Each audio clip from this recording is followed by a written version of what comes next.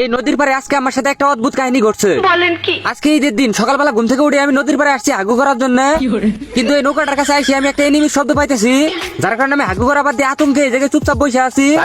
এনিমিটা কোন জায়গায় আমি দেখার জন্য একটু আগায় আসি দেখি সুন্দর একটা মেয়ে। সকাল সকাল একটা মেয়ের সাথে দেখা হয়ে যাবো আমি ভাবতেই পারি নাই। মেয়েটাকে দেখে আমি মেয়েটার সাথে টিম আপ করা শুরু করি, আর মেয়েটা খালি শুইতেছে আর দাঁড়াইতেছে। আমি ওর সামনে উঠবস করতেছি, তাও শুইতেছে আর দাঁড়াইতেছে।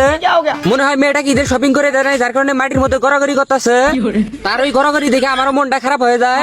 আমিও তার সাথে মাটির মধ্যে গড়াগড়ি করতেছি, কিন্তু সে কোনোভাবেই গড়াগড়ি করা থামতেছে না। আহারে ঈদের দিনও মেয়েটার মন খারাপ। গাইস, আজকে তো ঈদুল আজহা, তোমাদের সবাইকে জানাই ঈদ মুবারক।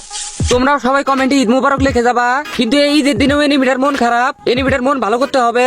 এনিমিটাকে সান্ত্বনা দেওয়ার জন্য আমি তাকে সুন্দর সুন্দর কিছু ইমোট দিলাম, কিন্তু সে কোনোভাবে শান্ত হইতেছে না।